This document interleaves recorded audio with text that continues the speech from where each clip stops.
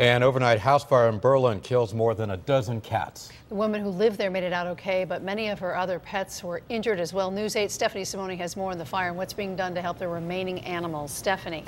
And Keith, neighbors say fire crews were on scene within minutes, and once they knew that homeowner was safe, they went to work trying to save dozens of animals. He cries through a cage after he survived a fire. Many of his litter mates did not. It's an extraordinary large amount of animals to be in a house. Yeah, it's too bad. Lund says in all, 18 cats and a few parakeets died. It's tough. You know, they don't know how to get out. They panic and they hide instead of trying to get out. The commotion alerted neighbors. Walking his new dog, John Scheid says he woke up to sirens around 3 this morning and looked out the window.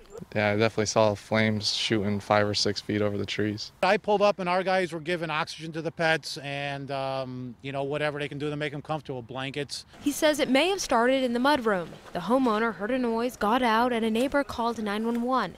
Crews rescued these 7 cats and a dog. You'll see 3 or 4 firemen around the cat, trying to give them oxygen. We've tried CPR on pets, so it does mean a lot. They do play a high priority in our job. We spoke to the homeowner, who did not want to talk on camera. She says this day has been very difficult. She's an animal lover, and they all seem to be in very good shape. There didn't seem to be any problems with the animals, the way they were treated. I mean, she was just devastated by the loss of the animals. With a destroyed home, the survivors are now at animal control. The only injury any of them sustained was soot on their paws, and this little guy, he had his fur singed. Luckily, it didn't hurt his skin.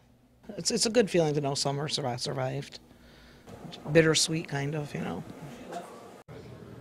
Now, the fire marshal says the fire may have been electrical. He says they believe it was space heaters in the mudroom trying to keep those parakeets warm. Live in the newsroom, Stephanie Simone, News 8.